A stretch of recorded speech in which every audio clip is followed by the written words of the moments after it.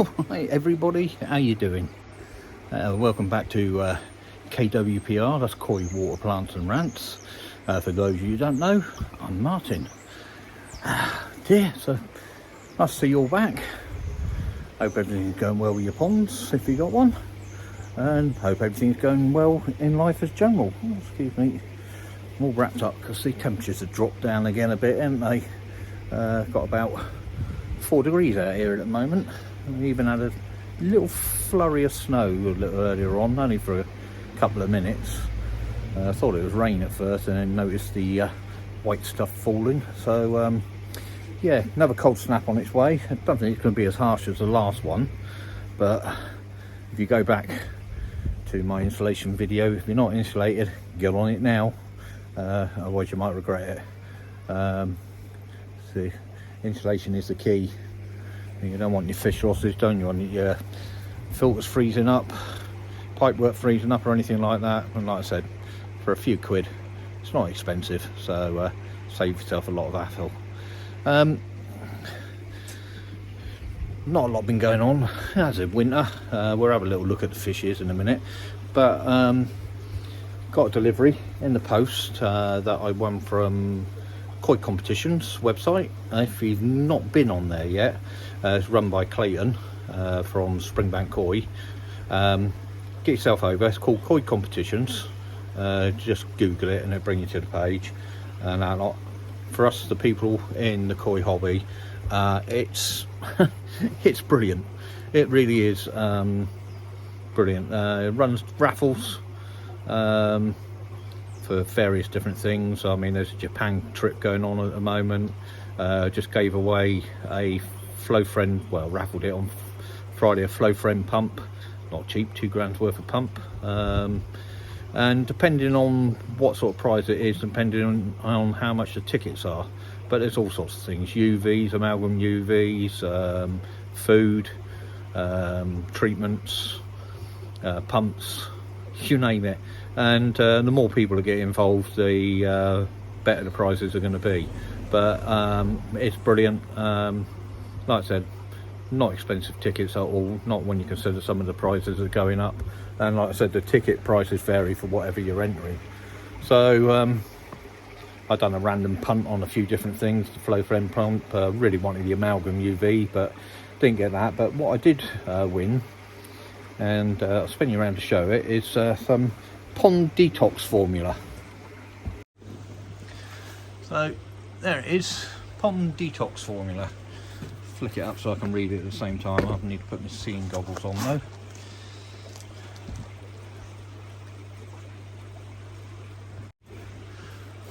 So there you are, pond detox formula, and what it claims to do is neutralise pollution in your water, improves your water clarity, settles particles, a bit like clay, enriches skin colour like clay, improves skin luster, optimises health and aids digestion. And there it says there, weekly uses for stable water during pollution, quarantine systems, temporary tanks, overstocked ponds, when adding new fish, during illness, during breeding and in diet. So you can actually add it to the feed, dissolve 1 tablespoon in 250 ml and then soak your pellet in it. But for your weekly dose, just to keep your water quality good, 2 tablespoons per 1,000 gallons. So that's a 2 kilogram box. As I'm using a couple of tablespoons a week, it's not bad. That should last a while. Take the goggles off now, but I don't know a great deal about this product, but I know that a good friend of mine, Lo Magro, the French Koi Connection, most of you will know who she is. If you haven't, pop over and have a look. Our lovely little French lady, she's been using it for a couple of months now, I think. She had some nitrite problems, just couldn't get her nitrite levels down, and started using this, and bang, it sorted all out. She had a sort of like pollution report done on the water, well, not pollution but a water quality report done by the water quality, and she had sort of like high coppers and aluminiums and stuff like that. I know I've got high aluminium and a fairly high dose of copper, supposedly safe for humans, but I suppose the levels are a little bit high for the fish, hence I got slightly different cartridges on my three-stage chlorinator, which is supposed to remove the heavy metals, including the copper and aluminium. But I've won this stuff. It ain't cost me a lot. It is expensive apparently. 2 kilos is quite expensive. I don't know the price off the top of my head, but I shall give it a try and see if I notice any kind of improvement in the water quality or in the fish or anything like that. Not that there is a problem. They're all as healthy as a butcher's dog. You're enjoying keeping the temperature stable at 10. The old air source heat pump hasn't been on for the last good couple of weeks since the rise in temperatures have come up. That's a good thing. It hasn't come on until today. Yeah, it's been on once today so far. So yeah, temperatures are, like I said, temperatures are definitely dropping. But anyway, I'm going to get on and do the filter clean and get that sorted out for this week. Stick the camera down, we'll have a little look see the fishy, and then I've got a story to tell about split diaphragm. Could I be pregnant? Who knows? Yeah, no, it's just I'll get to you in a minute about that one. All right, see you in a bit. So little weekly look at the fish. Look, they're all hanging around and waiting for food. Oh, camera's coming, bugger off.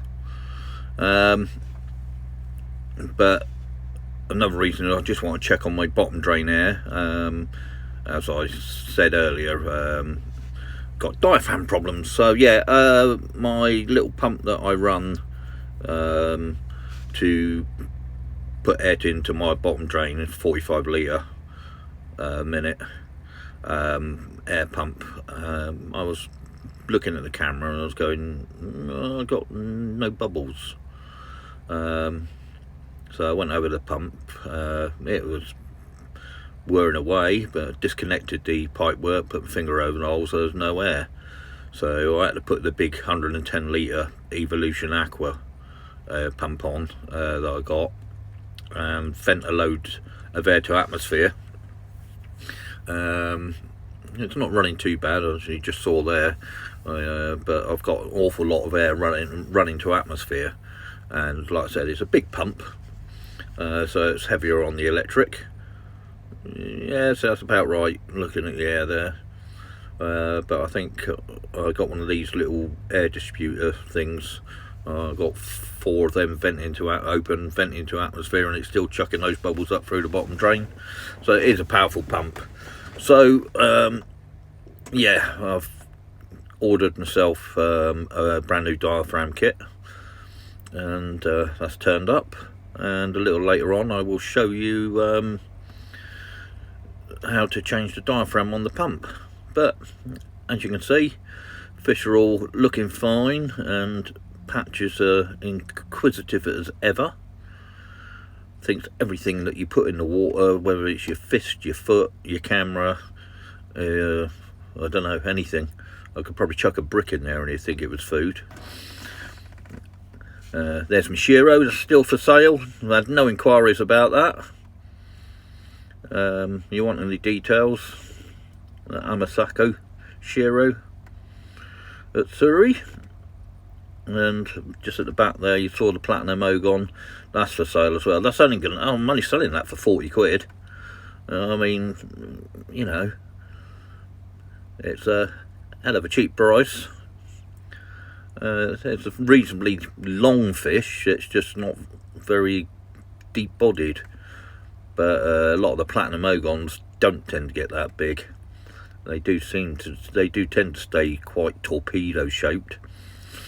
That's me Adam Bayer Kahaku, winner of the Grown Show. And there is my Isa Shower, my Goshki. They're all milling around. I'd say no lumps, bumps, scratches, scales loose, infections. Still being fed twice a day, even at 10 degrees. So yeah, they're happy, healthy. personally, I do think the key is just to leave a fish alone, really. I think the more you fiddle with things, the more problems you do develop. And I think that's a lot of people's problems. A lot of people have always got issues. I think it's because they're constantly fiddling with their ponds, doing this, doing that, taking fish out, putting fish back in. You know, it just upsets them. And especially if you're doing it in the growing season. You know, if you're trying to get some good growth out of your fish, just leave them alone. Don't keep netting them out and checking them and stuff like that. But anyway. Right, so as I said, when we're having a look at the fish underwater there, that the bottom drain air was running a bit strong because the pump that I use for the bottom drain, the diaphragms are gone. Yeah, no, I'm not pregnant. It's not that kind of diaphragm. So I know they're gone because I took it apart and found these. It's split there, but obviously I've pulled them off. Gone a little bit green and that lot. So sent off for a replacement kit, and that's the kit you get come. So you get the 2 rubber diaphragms, the washers, and the little plastic bits that hold it all in place. So you get complete kit like that, specifically for the Jacob Jabo pumps. That was $7.99, I think it was. Replacement diaphragm kit. So obviously a hell of a lot cheaper than buying a new pump. So as I said, I know it's no, they're gone. So it's just a case of taking it apart, taking off the old bits and fitting the new ones. But I thought I'd take you through it just so you can see sort of like how it's done, how easy it is. The diaphragms will go on diaphragm fed pumps at some stage in their life. It's just the way it is. They, you know, they perish over time and go. Mine have probably gone a little bit quicker than what most normal ones do because of where I'm having the pump go on and off. So during the summer when I got the feeder on, I have the bottom drain go off, and then the air bar in front of the skimmer coming on, and then the feeder goes off, fish feed, and then obviously they switch around, the air bar goes off and the bottom drain comes back on. And air pumps aren't really designed to be stop start stop start, but like I said, you know, for a few quid, you know, it's no big hassles to me. But we'll get it stripped down and I'll show you what it looks like. So bring it down. So first off, you just got the 4 corner bolts around each side, so we just whip them out.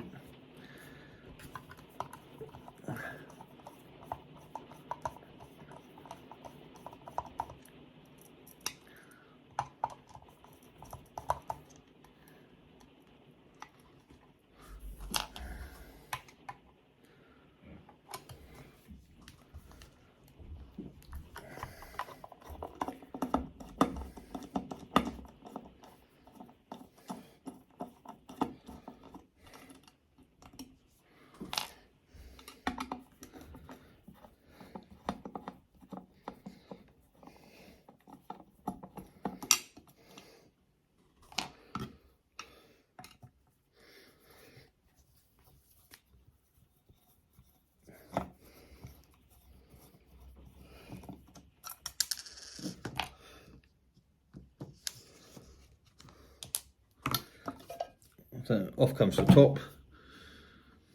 So basically you've got 2 ends, both look like that. Yeah, and you've got 4 bolts around these ends, and these all need to come off, and then you can lift the center section out, or you can actually put it all off. So you can see the bolts ain't in tight where I had it off before, because I didn't bother putting them back on because I knew it was coming back in. But take these off.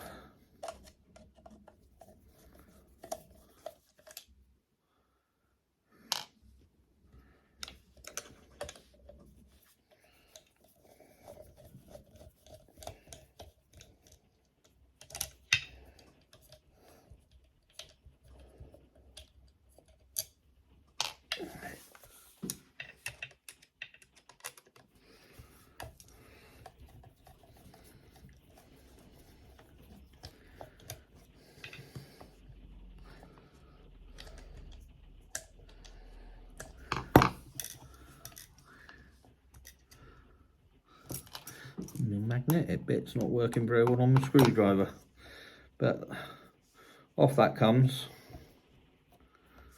and then you can see if I just pull this away actually, and then I can show you. Right, so just give that a little wipe out, get rid of any of the dust and that lot in there. I'll do that when I'm putting it back together.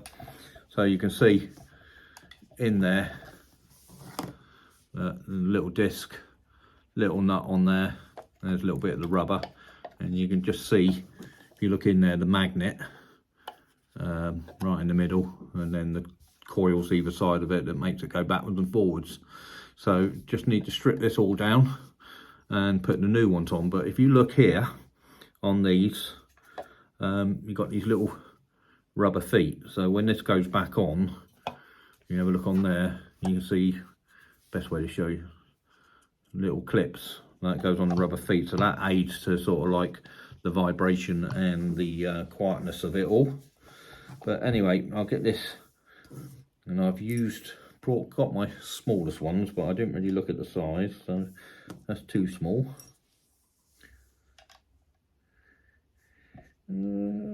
Close. There you go. So for future reference, it's 6mm.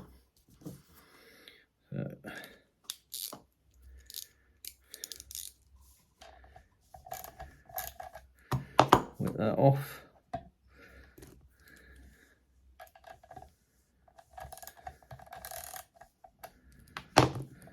Must be a lock nut.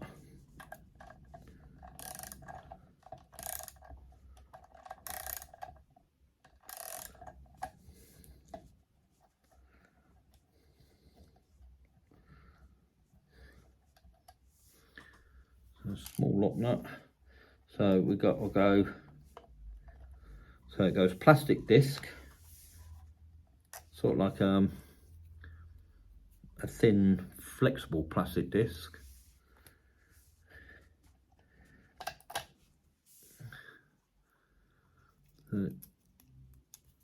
The rubber, thin plastic disc, and then the spiky. Have we got all those parts in there? Yes, we have. Just take it out.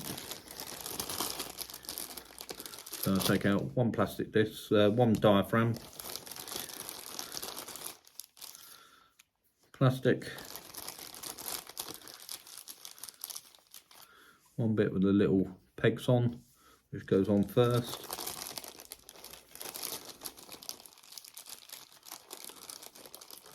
Another thin flexible plastic, and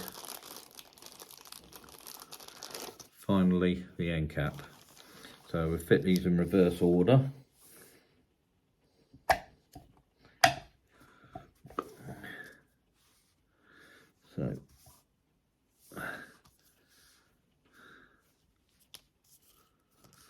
So that bit with the ridge and the rim is what goes in that way.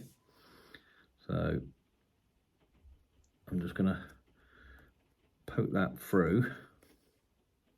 Actually, it'd be easier if I take this other end off a minute. Catch up to you in a second.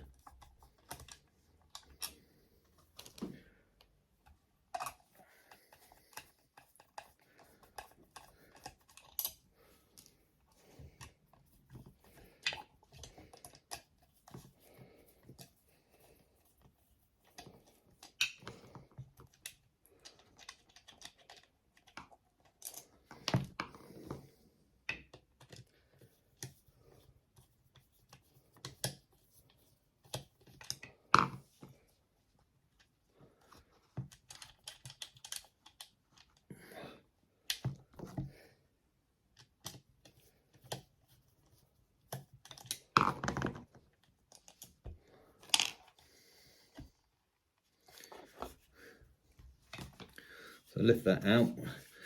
Because it's a magnet, let's push that through, and that makes life a lot easier, as you can see. So put this on now. Oh no, we've got to put a plastic disc on, didn't we? So plastic disc.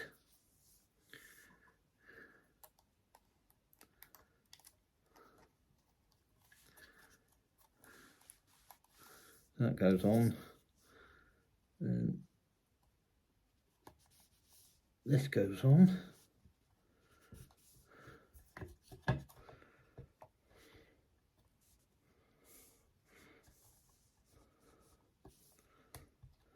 Lock it all into place. And then another plastic one over the top. New clean disc, which will take it goes that way.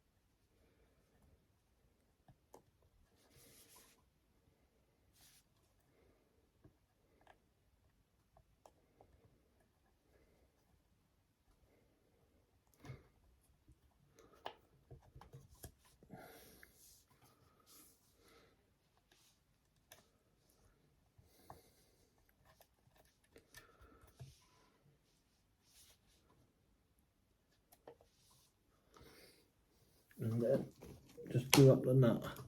Sorry, I'm not talking. It's I'm concentrating.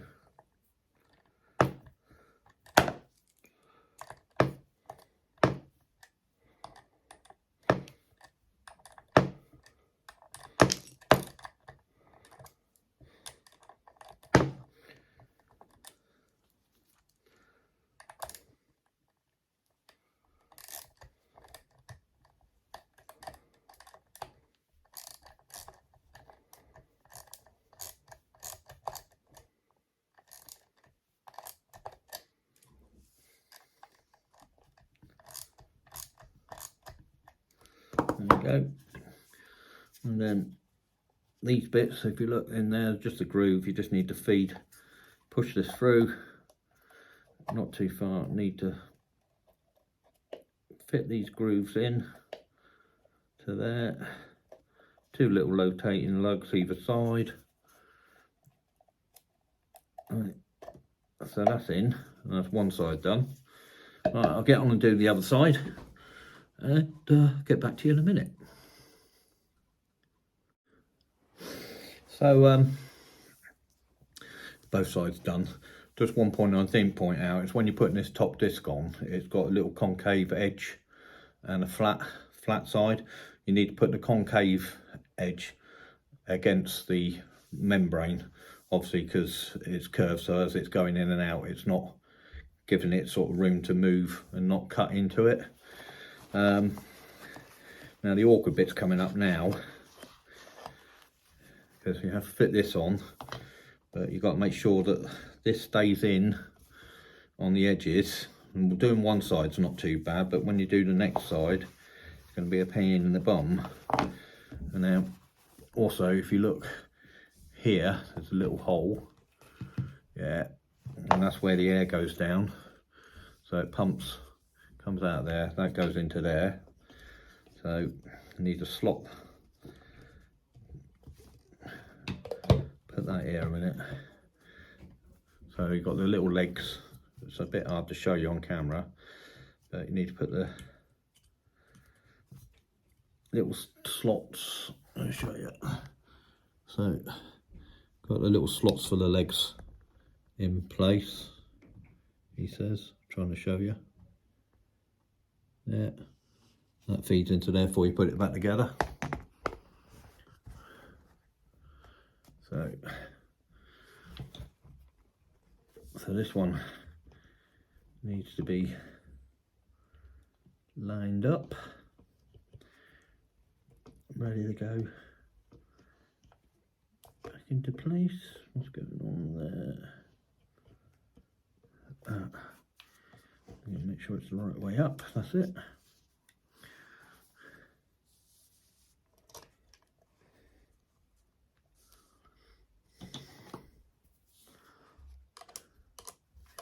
Give it a half turn backwards to start with, just to make sure it's seated properly. And in you go.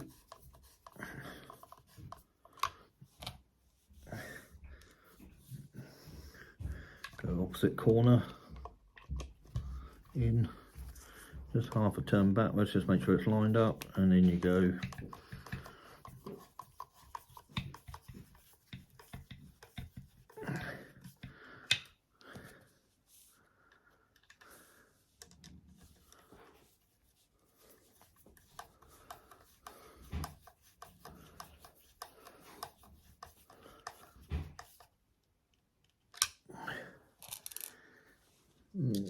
Last one on this side. The most awkward one. Half turn backwards. Here it click into place. And that's it, we're in. Now we need to come round to this one here.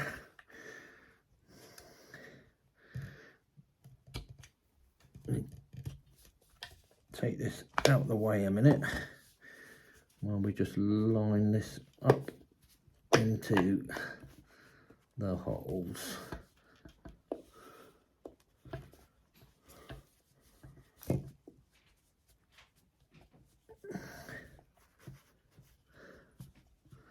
That's there. If you look on the inside edge there, it's sort of beveled so it helps seat it when it goes in. Just give this one a quick wipe out.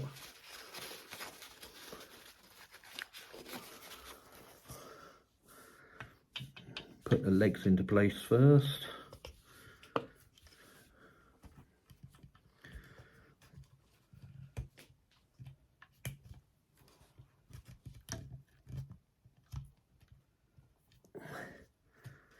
And it goes. So, just checking that the legs are in through the rubbers there. Like I said, that's what blows the air down into the hole there.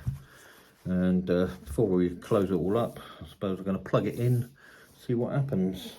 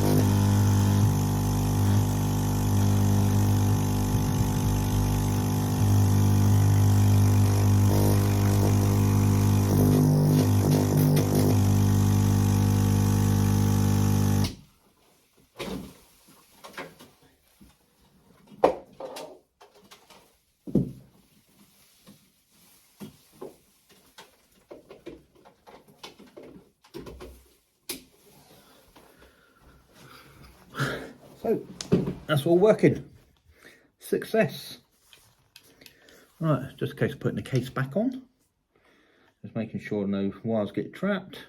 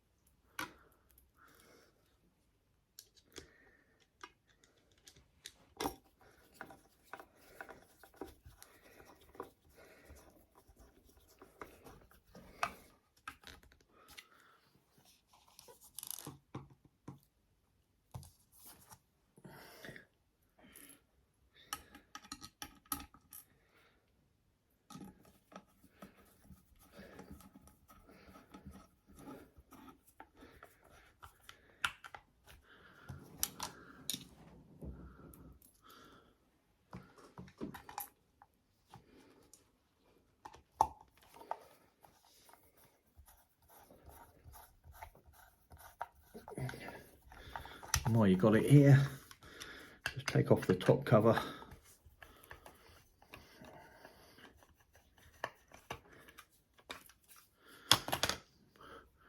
Go give the air filter a bit of a clean. You can either wash it out under the tap and leave it to dry overnight, or just get a little hoover attachment on there, suck it all out, which is what I'll probably do, and then just plonk it all on. So that's how you change the diaphragms on an air pump. So that's the air pump back and fitted. Still have to have a bit of a bypass on. There's a little multi-port here, but nowhere near as much as what it was before. I'm not going to put the camera down, but I don't think you can see. Look down there, through there. No, you ain't going to be able to see without the underwater camera. I'm not putting it back down again now. Might be able to stick you through. Have a look.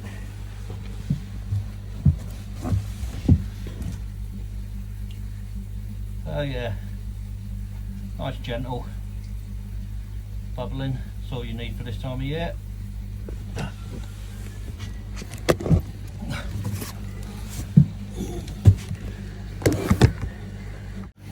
All's good.